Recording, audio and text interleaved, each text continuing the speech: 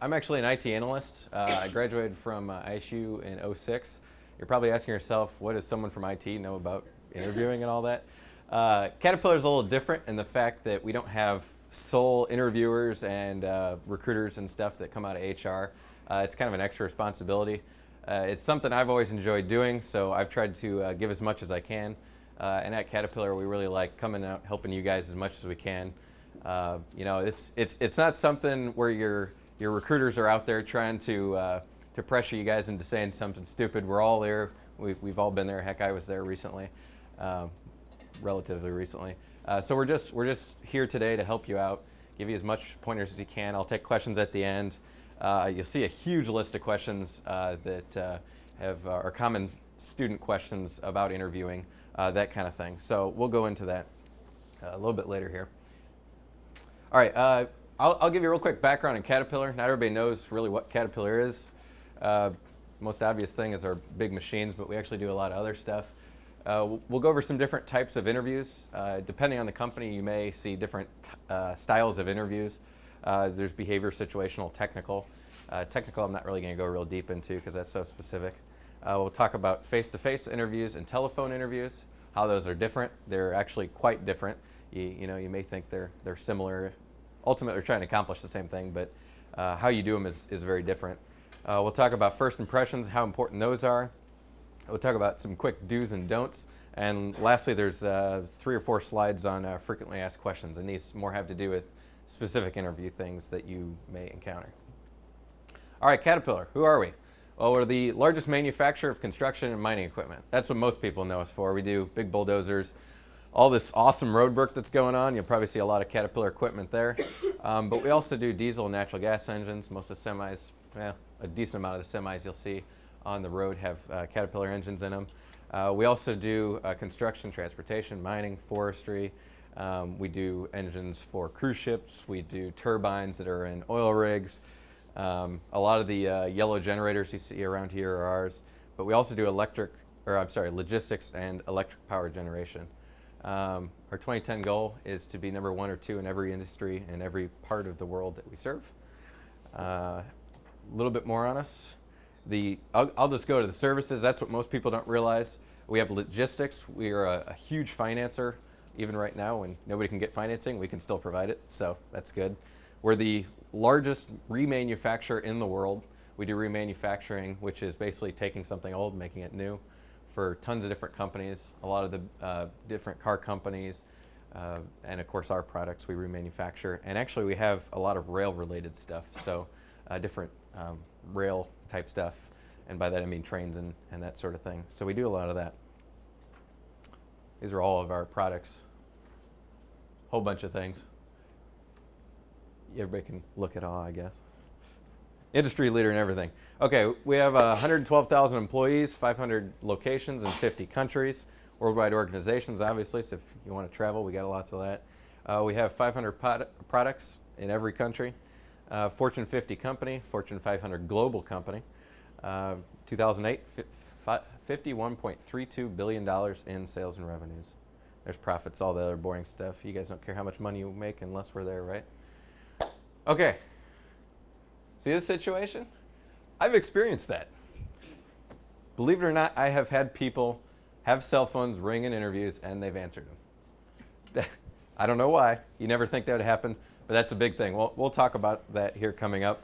But I've actually had that happen. It's pretty funny when it happens. But real quick point, don't do that.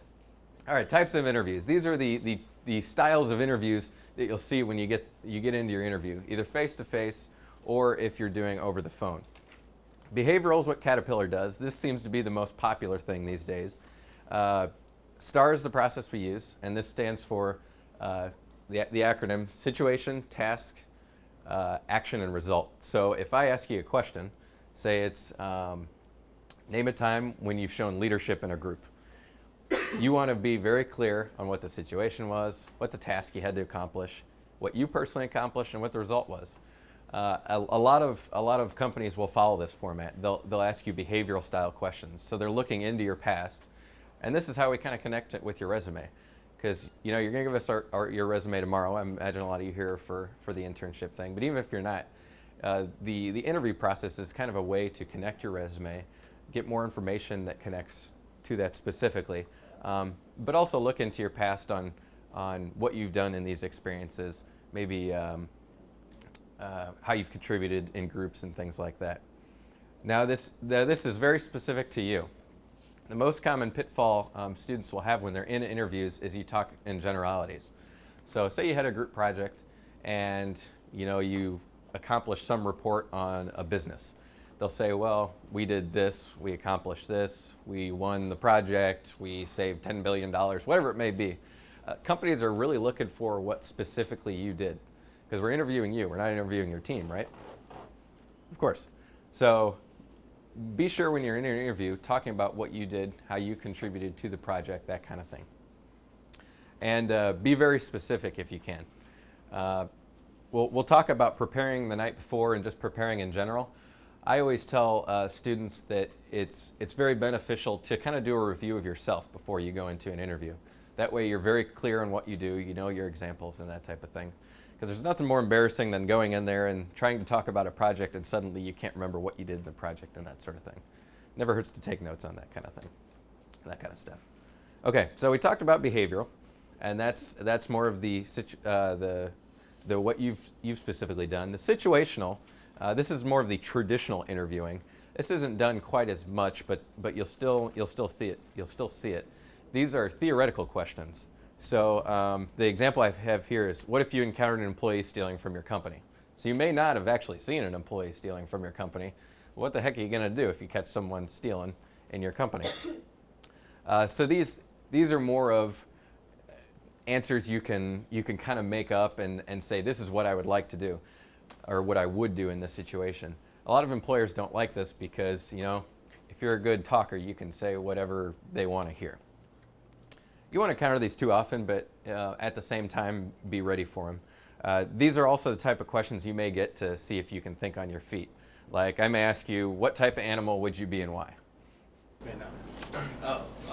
Probably panda bear. Panda bear, excellent. Most likely because it feeds on bamboo, and I'm a fan of bamboo. It's delicious, isn't it? Of course. And you can make nice walls out of bamboo, so hopefully you can be able to locate bamboo easier and make better walls out of it. And he gave us an answer. That's the most important part. Most people are just like, what's the name of an animal? I don't know. Fish. Why? I don't know. Came in my head. But these are the type of things that you're trying to think on your feet. I was often, or not often, but I was once asked that question, and I said turtle. And you might think, oh, turtle, that's a silly answer because a turtle's slow. But then I said, well, I'm methodical. I think my answer is out. I'm very thorough as I'm going. I may be slow, but I do it right every time. Total BS answer, right? But I was thinking on my feet, and that's really what they're looking for in different questions like that. Or why is a manhole cover round? Those kind of questions. Think about it, so it doesn't fall in. But that's the kind of questions you may get. Most of the time, you won't encounter those, but there are occurrences where you may see that. And the last one is technical.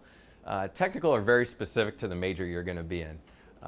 Most of the time, you'll get these in very specific niche markets. So if you're a business major, you're probably not going to get this kind of thing. If you're in IT like I am, some organizations will ask you, okay, here's a problem.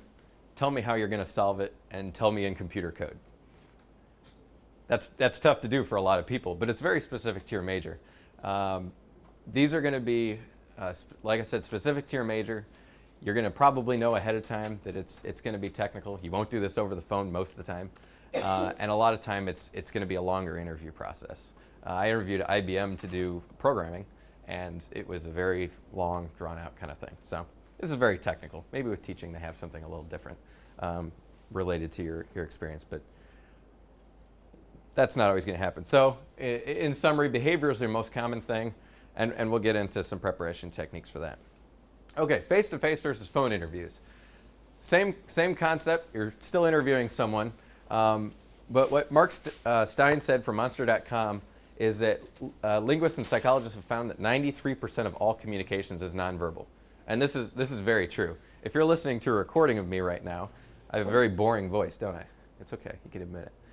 but I'm also very animated. So if you're sitting there interviewing and you're just talking like this, but you're getting lots of good answers, you're conveying that you don't want to be there and that kind of thing. When you're on the phone, they can't see you. So really the only things you have are your speed and your tone of voice, and along with tone is kind of your excitement and what you're talking about. So phone interviews are much tougher to convey what you want to convey. So as you're doing these kind of things, think about that. If you're excited about something or something you did, convey it in your tone of voice. But also, it's important, don't go a mile a minute, because that's all they can hear is your voice. And just be sure to take your time when you're doing a phone interview. Back to the face-to-face interview. Body language is important. If you walk in and you're sitting there slouching down, that's going to convey something you really don't want. So it's important, be professional when you're in these things. Make eye contact. Don't do incorrect body language, as in, playing with your hair and twisting your hair. I know my wife does it all the time. It annoys me. Twist her hair. Or guys like this, don't be rubbing your beard all the time. That kind of thing. Try your best not to do that sort of thing. On the phone interview, that doesn't matter as much, but I've heard people say before, prepare yourself as if you're doing a face-to-face interview. So if you know you have a phone interview coming up at 9 o'clock, don't do it in your PJs and sitting on the couch while you just woke up. Get changed. You'd be surprised how just clothes change your demeanor. We've gone casual at work now, which good and bad, right? So, and you'd be surprised how it actually changes your demeanor. How just dressing, even pseudo dressed up like I am, can kind of change what you're doing. Okay, so face-to-face versus phone interview. Convey your message, whether you mean to or not. So, in other words, what I mean by that is body language is important, and make sure that you're being clear tone and good speed on your phone interview. Any questions on anything? I like to pause for questions every so often, because I'm real hyper. No? Okay. We'll move on. The first impression. I guess this is more of an IT joke, but this is gonna be somebody applying for a job that is gonna need organizational skills. Your first impression, you can only make one. You guys have probably heard this a million times in your classes, but I can't convey this enough, just how important your first impression is, because I can beat it into your head as much as I can, and people still make bad first impressions. We'll go into some details on just some important things, but just keep that in mind when you come up. Things like dress, your handshake, your general grooming, that kind of thing. Even how you talk to the person. If you come in and you're all disorganized and you come in late's not a good thing. That's the only impression you have. Even before going into the interview, you're already hurting. So you got to do just that much better in an interview. So first impressions are very important. You only get one. Have a firm handshake. If you're sweaty and stuff like that, wipe your hands off. A lot of people don't think a handshake's that important. Yeah, it's just a handshake. It's a greeting. But at the same time, it feels so weird. You have someone, give me a handshake, and I give you a limp wrist. You saw her face. She was just like, a limp wrist does nothing. It just feels awkward. And you don't want that. I mean, they're not going to not give you a job because you had a limp wrist on a handshake. But at the same time, you're trying to be as professional as possible. Anything you could do, in my opinion, is good. Dress appropriately. I've had people come in and just not appropriate dress, whether it be too revealing or whether it be the opposite end of the spectrum and just not even close to professional. You don't have to necessarily go out and buy 5 suits or buy a suit in general for guys, but be as professional as you can reasonably afford, and make a good impression. I don't know how I could be any more clear on that. And the only reason I'm kind of half laughing inside is you'd just be surprised what you see. I've done a lot of mock interviews are the best for that kind of thing because students are pretty casual on that. And even in regular interviews. I've had some regular interviews at other schools that just blow your mind on how unprofessional the students are.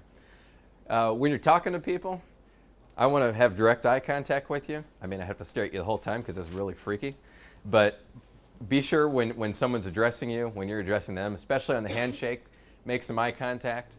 That's real important. And even if you personally don't like the eye contact, it shows that I am understanding what you're saying, and you understand what I'm saying, and I'm trying to get that across to you, and that has a positive impact. Good posture, of course, like I said before. You don't want to be slouching the whole time. I'm a little bit more of a casual person. If someone's not sitting perfectly still, I don't care.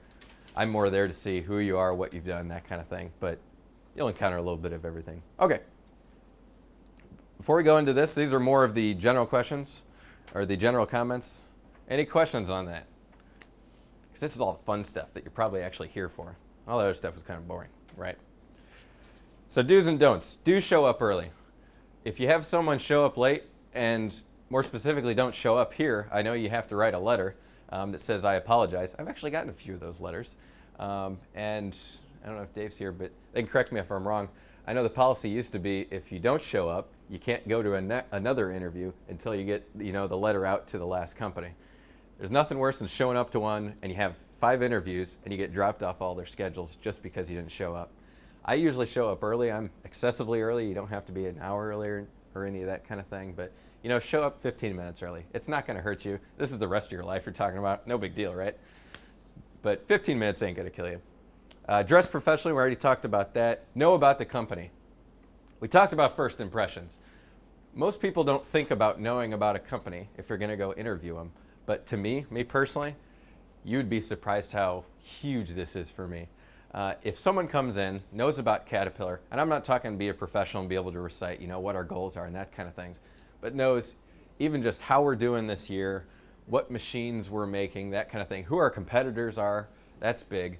And just being able to hold a simple conversation or even just ask me questions. If someone were to ask me, a lot of people are selling cars right now. How is Caterpillar doing in the engine business, being that cars are selling well? If someone asked me that, I'd be like, whoa, geez, remember this person right there. They know about our company. So I say, know about the company, do your research, not only prepare questions for the people that are going to be interviewing you, but just know about the company. You don't have to be professional about it. Take 15 minutes to a half hour if you're going to have an interview with the company, just to be familiar with the company, so you can, if you need to ask questions, you can be competent and when you're asking about that. Bring copies of your resume and references. Sounds silly, but I've actually had students forget their resumes. I always bring extra of this kind of thing. That way you can have one not only for the person interviewing you, but it's really handy to have one for yourself. I've run into situations before where I've interviewed a student. They didn't have the resume in front of them because I got their only copy, even though I usually personally bring copies as an interviewer. And they couldn't quite remember what they had on their resume. That's kind of embarrassing if it's your resume and you don't know what's on it. So bring not only copies for your interviewer, but bring copies for yourself. Sounds kind of silly, but it's true. I always tell students to bring a notepad, not only to take notes, but you can write questions on there. If someone doesn't have a business card and you want information to send them a thank you note afterwards, you have a piece of paper and a pen to write down on, so it's real handy. And actually what I tell some students for our process, our STAR process, which I just talked about, behavioral interviewing, is jot down some quick notes on some things you want to talk about in the interview. So if you have a couple projects, you want to put down maybe, COM 223 project. I just shout out a number there, probably not a class. COM 223 project, maybe volunteering for Habitat, all these kind of things. It'll help you jog your memory as you're going through the interview, because you'd be surprised, especially if you're the type that gets nervous, how you can forget things that you've done. So it's helpful just to have bullet points that say, this, this, and this. That way, if you're ever searching, maybe they ask you a question and you're like, oh man, I can't think of a good example there. I can't think of a good example. And maybe you skip the question and you come back to it, which is relatively okay to do that. And you come back to that and you're still like, I don't have an answer for this. You can look down your sheet and say, okay, did this. Oh, there's a good example. Boom, right there. It's a lot better than sitting there and just being like, that looks a lot more sloppy than being able to review your notes. And one other thing on that topic, don't be afraid to ask for a minute. If they ask you a question, say, give me just 1 second while I fully gather my response. That's okay. I'm not going to mark you down any for for taking a second. You got to formulate your thoughts. We're all human. Even if you can't come up with something cute, you can say, do you mind if we come back to that question in a minute? May sound a little awkward that you're telling the interviewer, I don't want to answer that question. But you're not actually saying that. You're saying, let's come back to that. I'm not trying to skip a question. Answer the questions being asked. Try not to ramble too much. I ramble a lot. You're noticing that right now. But when you're in an interview, make sure that you're actually answering what's being asked. Don't try and sidetrack it if you don't know the answer to that. Come back to it. You want to be as clear as possible when you're giving an answer, and you want to actually answer the question that they have. Ask questions at the end. Prepare just 1 or 2 questions at a minimum, I would say, to ask at the end of the interview. Don't ask about money though. That can freak a lot of people out. But ask them questions about the company, about the culture. Culture is a big thing, and that can actually, for you being the interviewee, that could actually change your decision. You know, if I'm a very casual person and I want to go work at a casual company, and they tell us that the culture is suit and tie every day, we work 10-hour work days, we're to the clock, we punch in and out, that may not be the company for me. So it's good to ask these kind of questions, because this isn't necessarily just an interview that I'm giving to you. You guys are going to interview us back to see if this is truly a company you want to work for. A lot of people don't really look at it that way, but it's just as important for you to be sure that you want this job, and that's the best way to do it in the interview. Last thing, follow up after the interview, and I don't mean stalk them and tell them, where am I at, where am I at, am I hired, am I hired, am I hired? That's annoying, by the way. Had that. But by follow up, I mean thank you letter to these people. Get their contact information. Take 10 minutes to write a thank you letter. Thank you for your time and being able to interview with me. It sounds like a great company if you're truly interested in the company. And thank you for the time to meeting with me. And then this is where you can make it a plug. It sounds like my skills in this, and this would greatly fit into your company. And it sounds like the position of X that you mentioned would fit greatly with these skills. See how you're not only using it, I'm going to be impressed because I'm getting a thank you letter. I maybe get 1 to 2 of those a year in all the interviews that we do. But also from the fact of, you've just told me, oh, that's right, that's this guy. Look at the name, go back, look at the resume, and say, I remember him now. And just getting your name back into the interviewer's head is huge. So, always something to do. Don'ts, I said, don't show up late. Don't bring a cell phone. I have a problem with having the Italian belt clip style cell phone here. And I carry it with me everywhere. Just leave it in your car. It's not going to kill you to be disconnected for 15 minutes, half hour, whatever it may be. It may kill your little tweeting and your Facebook updates, but that happens. I recommend also don't asking about salary in the interview. There is a time and place for that, but as one of your questions, don't be like, how much am I going to get paid, that kind of thing. If it comes up as a question, how much do you expect to be paid, that's okay. Answer that. I would answer it in general terms. I wouldn't tell them this. I would say, I expect to be paid a salary that reasonably hits my skills because I could do this, this, and this for the company. But try and avoid the salary question if you can. And the last thing, another thing, you think this is silly. Don't ever lie in an interview. I have caught many people lying, and you think I won't catch that, but if you start contradicting yourself in an interview, you look really silly. So be truthful. And there's nothing worse than getting a job and then finding out, maybe from background, not necessarily background check, but a reference check or something like that, that you caught yourself in a lie. That's really embarrassing, and that's just not something you want to be caught up in. So don't lie. Sounds silly, but it's true. Okay, those little extras. These are the last things. I'm just reviewing these. I'm repeating myself because these are so important. Know about the company. Give a thank you letter. First impressions are important. Be as confident as possible when you're in there. And have initiative and preparation. These things go a long way, especially in my opinion. If you can show how you have initiative ahead of time, researching a company, preparing, getting sleep the night before. Don't go out to a kegger the night before. Nothing better than a hangover for an interview. Bad thing. Okay, now these are going to be all the FAQs, which are all the specific questions interviewing. I can see everybody kind of relaxing as I let go of these slides and move to the next one. Anything that sounds a little contradictory to that I've said, or something that confuses you, or questions that you have before we get to this stuff? Because this is all the very specific stuff that you actually care about. And these are the things that are most popular. Okay, question is, how does a face-to-face screening interview differ from a phone interview? We already covered this. Phone interview is tougher because getting your message across is much tougher. You must work harder to stay engaged in the conversation and come across as excited and professional. So it's very tough in a phone interview to convey what you mean and not misinterpret it. I think we've all been on an instant message before, and we've said something in a text, or even a text message on a phone, and someone responds with like, "What the heck do you mean?" But we've meant something totally different. It's the same kind of thing in a phone interview. At least you have tone of voice in that case. So it's very important to get your message across in the proper tone. Okay, best way to make a first good impression. Now we've covered this again. Be polite, good knowledge of the company. Use good tone, even when you're not doing a phone-to-phone interview. It's very important to have good tone. Okay, common question here. What's the best answer for tell me about yourself and why should we hire you? I have the common answer pitfalls there. This is a really easy thing to do, is to fall into these. Can anyone tell me what are the top 5 things that people say when you say tell me about yourself or why should we hire you? Anybody?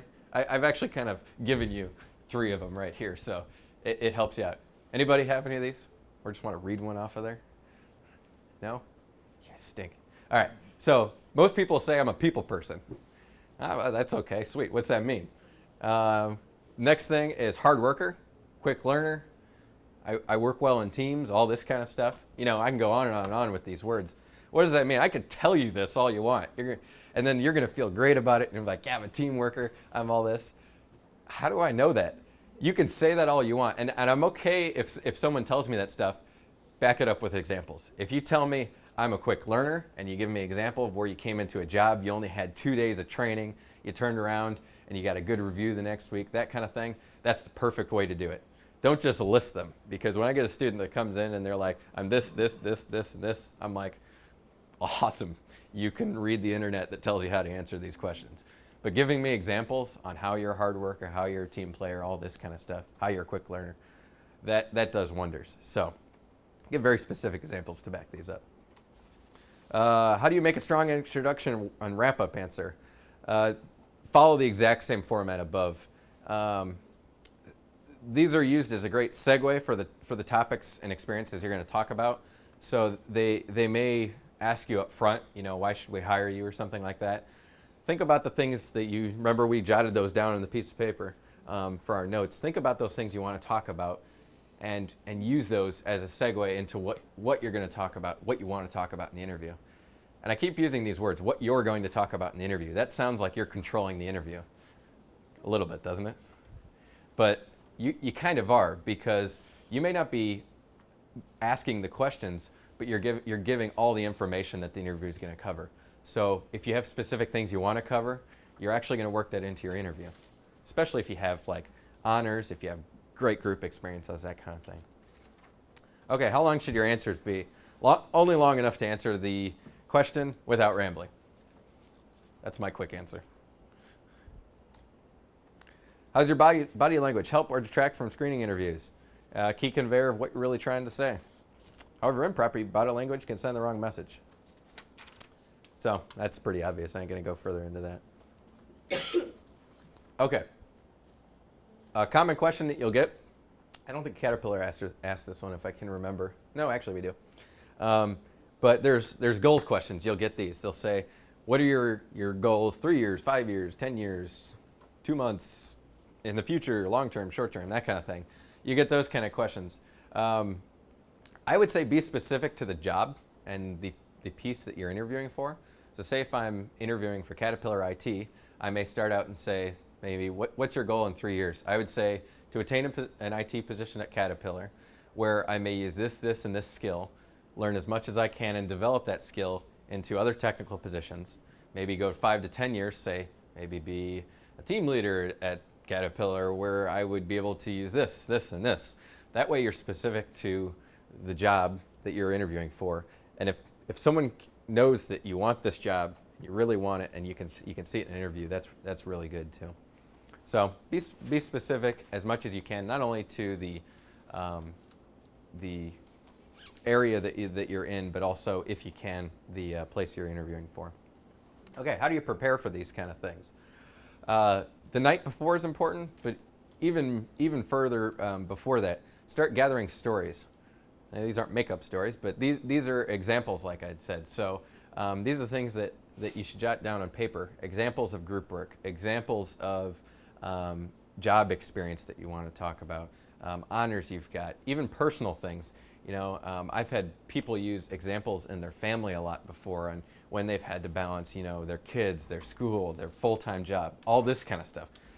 That kind of thing you want to figure out ahead of time. That way you can really quickly pull it back out of your head. But also pick out your attire the night before and get some sleep. Sleep is very important for this kind of thing. You know, get 8 hours of sleep. It's only one day, right? Phone interviews, these can happen at a moment's notice. You're not always set to a specific time. I've been called out of the blue on these, and it can really sideline you when you're out with your friends and you get an interview and it's like, hey, this is David at Caterpillar. You okay to do an interview now? And you're like, oh yeah, you know, no. If you get a call and you're not prepared for it, or you're heading out the door, be professional about it. Say, I may have 5 minutes, then I'm going to head out the door. I'm really interested in this interview. Can we schedule an alternative time?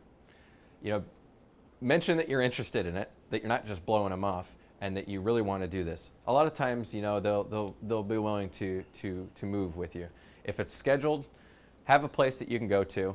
You know, if you're in a dorm or something like that, not necessarily in a dorm, maybe a quiet spot. If you're scheduled to do it at 9 o'clock, go to the library, find a quiet room, that kind of thing. You want to be free of all distractions, because there's nothing worse than in the middle of an interview, in the middle of a question, more importantly, where you get distracted.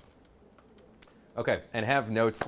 Like I said, be ready to grab them if you're going to do a phone interview and go right to it. Best way to answer the strengths and weaknesses question. This is where I may be like, what's your biggest weakness? Not going to tell you to answer that. Might be embarrassing, but what's your biggest strength? What's your biggest weakness? Strengths are easy. It's easy to talk about yourself, isn't it? It's easy to say, you know, I'm an awesome person. This is why I'm awesome. But the weakness one is a lot tougher. A lot of people will tell you to spin this. I would say do that with a little bit of caution.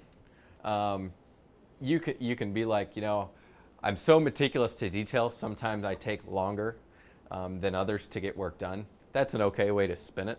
That's not necessarily like, I'm so hard on myself because, you know, I'm awesome or something like that. I don't know. I've heard a lot of different answers on that, but if you're gonna put the question into a positive, make sure you do it in a professional way that's not going to sound like you're just trying to BS through it. With the strengths question, be modest. Don't say that you're awesome, like I was saying. Bad example, but try and be clear on your exact strengths. Missing something on the weakness.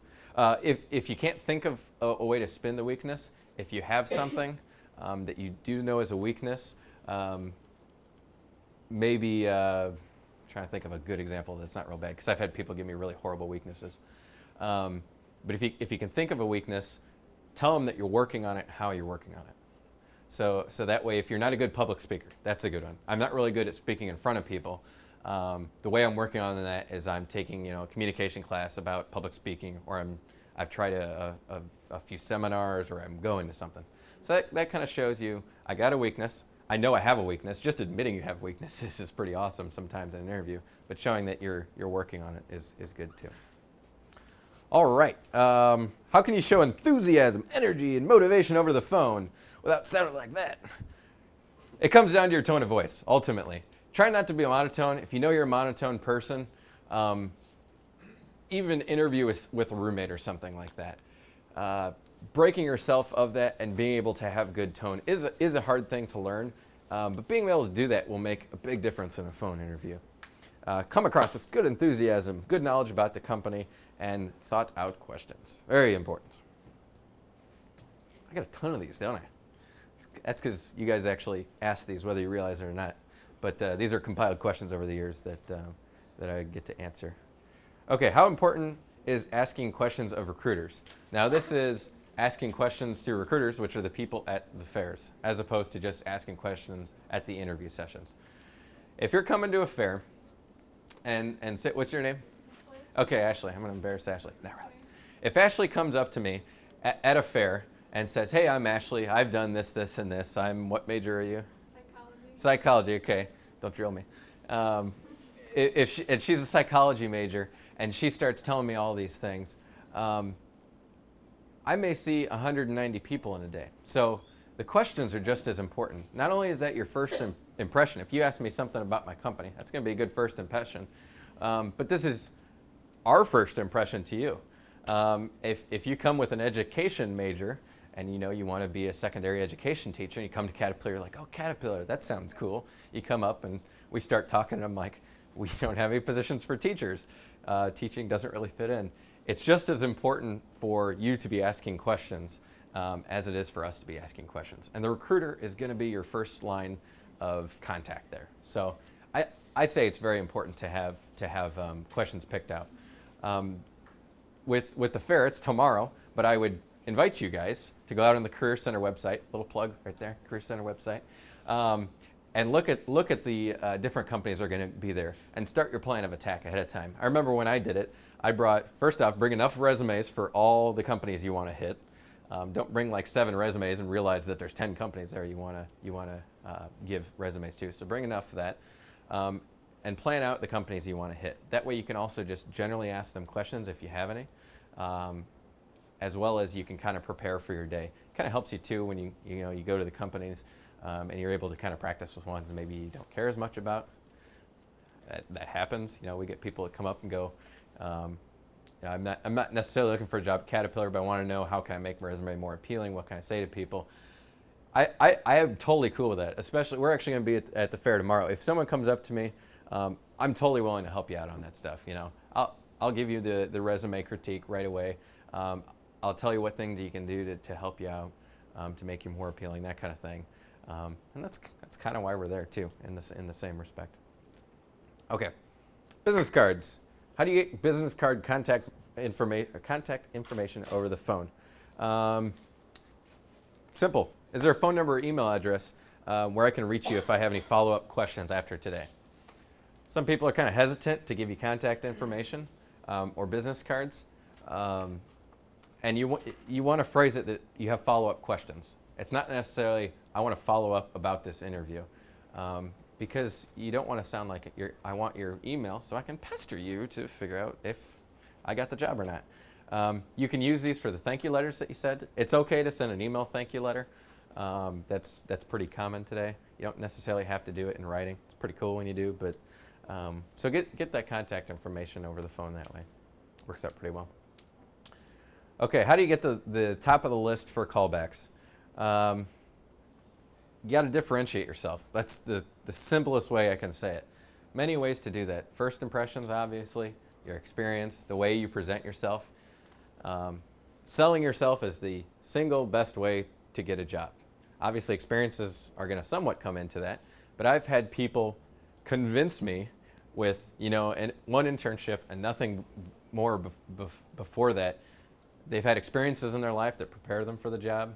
This internship prepared them for the job better than anything else, and why we should hire them, what they can provide for us, that kind of thing. If you can sell yourself well, you're going to differentiate yourself from the other students in interviewing. And you're competing with so many different people, not only at these fairs, but once you get the interview, maybe it's only 10 at the school, but anything you could do to make yourself special. Hi, I'm David Nolan. You remember my name yet? Anything you can do to make the interviewers or recruiters remember your name is going to be huge. Okay, last one, I think. How do I succeed in a phone interview or a screening interview? Speak naturally. Avoid awkward silences. As I said before, if they ask you a question, don't just sit there and be like, it's kind of awkward right now, isn't it? A lot of silence. That's where I said, just say, give me just a moment to gather my thoughts. Sometimes that's good for the interviewer. Because we're taking notes, and you'd be surprised how hard it is to take notes within an hour period and to get everything across, especially when you're doing it for 8 hours a day. So sometimes a slight pause is an okay thing. just don't make it awkward. Just tell them I'm taking a second to gather my thoughts. Okay, big question mark. Means questions. Any questions on anything? I tried to cover as much in the frequently asked questions as I could. As much as I could, at least. But is there anything specific to what I've covered? Any questions you've had that you're always curious about that I can answer? Don't be bashful. Anything? Yeah.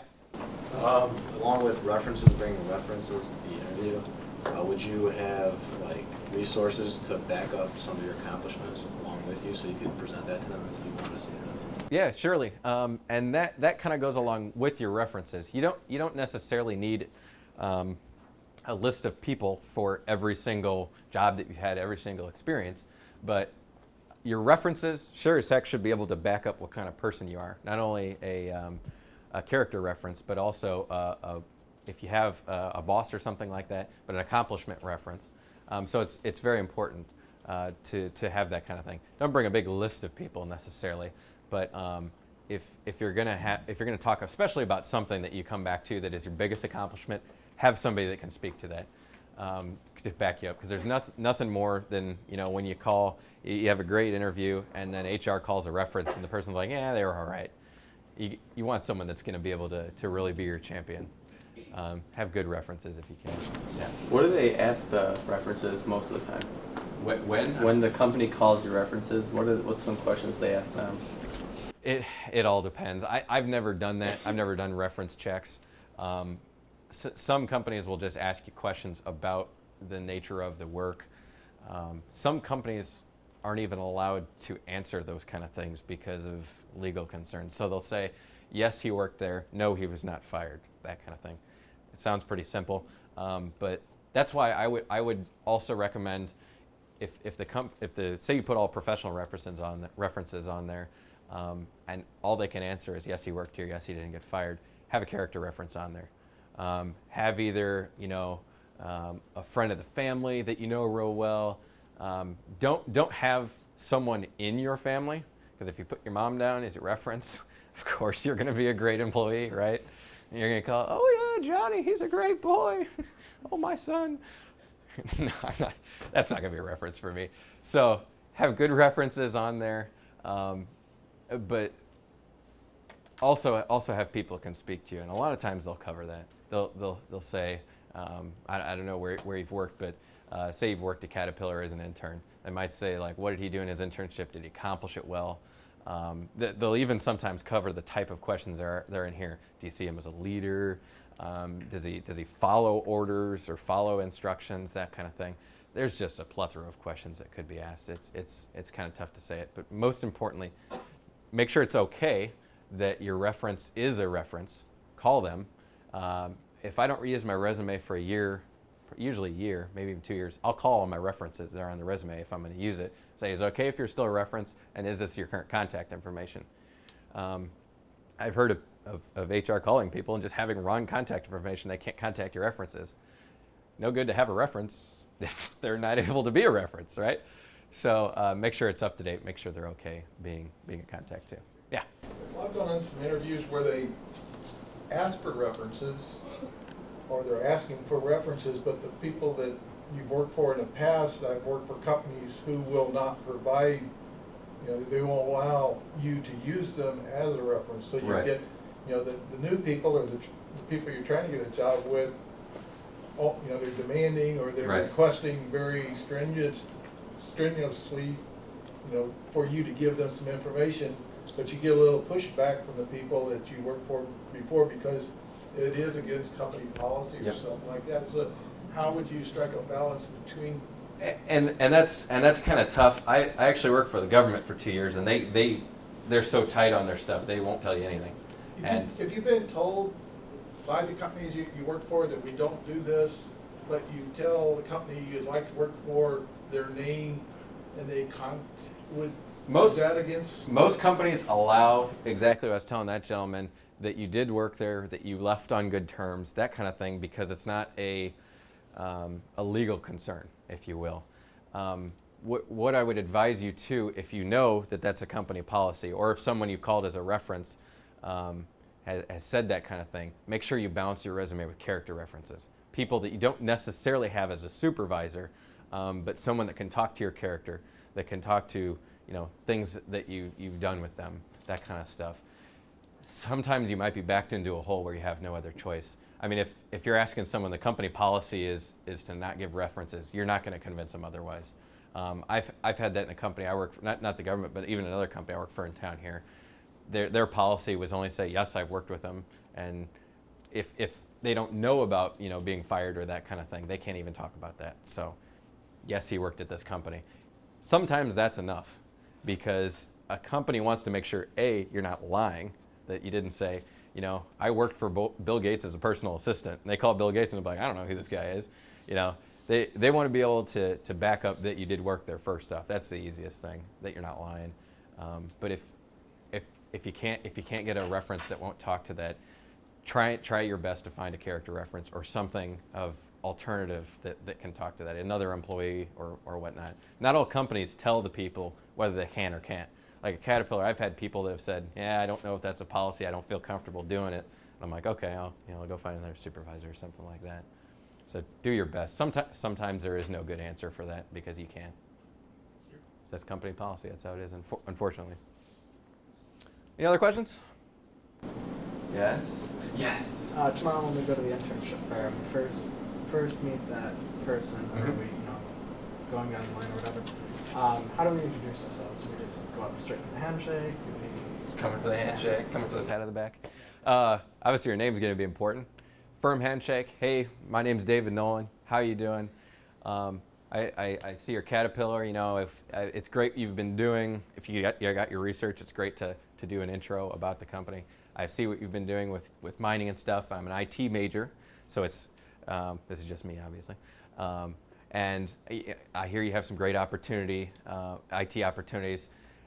Can you tell me more about the company? And this is where you start segueing into what you want to know. Or let me tell you a little bit about myself. So your first few sentences, your segue into your initial conversation, that's a good way of doing it. I always like the let me tell you a little bit about myself. This isn't where you're just going to go down your resume and list everything, because we only have so much time. If you just sit there and read me a book, it's going to get very boring. So highlight on that types of thing. If I'm an IT major, I could say, these are my internship experience. I learned great skills there. I could apply to a company like yours. I've gone to these classes where I've had great group experiences, where I've learned, teamwork, this thing, that thing. If you can start listing it off, even in 2 minutes, if you can impress me in 2 minutes, if you can impress me in 1 minute, doesn't matter what you got. If your resume even isn't written as well, I'm more of the type, I respond to verbal. So if you can smack me in the face, not literally, in the first minute to 2 minutes, that's huge. And that segue I gave you is just an example of how to do it. There's many different ways. Start with your name, start with your major, start with let me tell you about yourself and give your accomplishments and why you'd be good for the company. Sometimes they may say, we don't have anything available at the moment for your particular major or just in general. You may get that, but that kind of thing happens. That help? Awesome. Anything else? You can talk to me afterwards too. I know some people are a little hesitant, but are you itching or are you questioning? No, I'm just itching. You got a question? No. You can make one up. No. Okay. All right. Anything else? Is Caterpillar hiring? At the moment, we aren't, unfortunately. Anything else? Nope. Pick his brain. My brain is pickable. All right. Well, thank you for taking the opportunity to come out here. If you guys have any questions afterwards, I'll be around. Let's give Dave a round of applause, huh?